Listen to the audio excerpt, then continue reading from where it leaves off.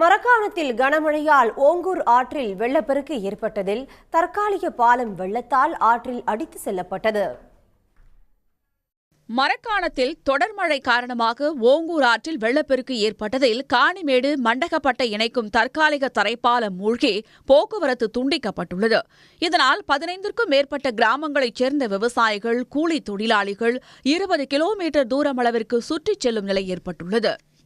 லைட்டாக அந்த ஓங்கூர் ஆற்றில் ரவா மழை பெஞ்சா கூட திண்டிவனத்துலேருந்து வர வரைக்கும் தண்ணி ஃபுல்லாக இந்த ஆறு வழியாக வந்து தான் கடலில் போய் கலக்குது.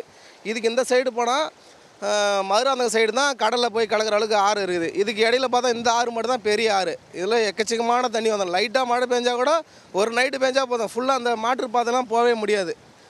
நாங்கள் போயிட்டு அகரம் போயிட்டு ஆலத்தூரை போயிட்டு அப்படி தான் வந்து வரணும். அப்படிலாம் இந்த சைடு போனால் வெண்ணாங்கப்பட்டு போயிட்டு மரக்காணம் வரணும். ஈசிஆர் வழி போனால் இப்படி போனாலும் 15 கிலோமீட்டர், அப்படி போனாலும் 15 கிலோமீட்டர் எங்களுக்கு கம்பல்சரி. விழுப்புரம் மாவட்டம் ஆரோவில் கடற்கரை பகுதிகளில் கடும் கடல் சீற்றம் காணப்படுகிறது. வழக்கத்திற்கு மாறாக கடல் அலைகள் உயரமாக எழும்பி வருகின்றன.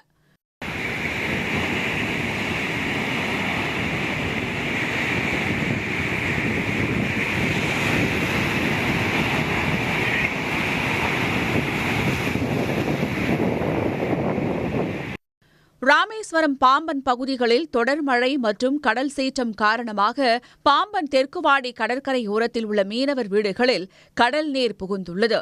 இதனால் மீனவர்கள் அச்சமடைந்துள்ளனர். மேலும் பாம்பன் பகுதிகளில் மணிக்கு 50 கிலோமீட்டர் வேகத்திலிருந்து 60 கிலோமீட்டர் வேகத்தில் காற்று வீசுவதால் மீனவர்கள் படகுகளை பாதுகாப்பாக நிறுத்தும் பணியில் ஈடுபட்டு வருகின்றனர். கடல் கொந்தளிப்புடன் காணப்படுகிறது.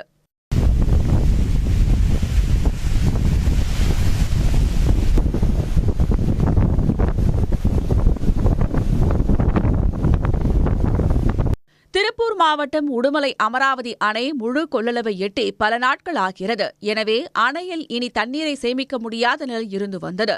இந்நிலையில் நீர்பிடிப்பு பகுதியில் பெய்த மழையின் காரணமாக திடீரென அணைக்கு 3000 கனஅடி தண்ணீர் வந்து கொண்டிருக்கிறது.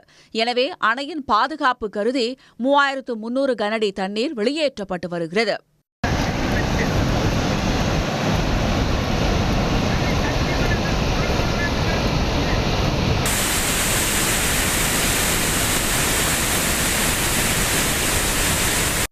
இதன் காரணமாக அமராவதி ஆற்றங்கரையோர மக்கள் பாதுகாப்பாக இருக்குமாறு பொதுப்பணித்துறை அதிகாரிகள் கேட்டுக் கொண்டுள்ளனர்.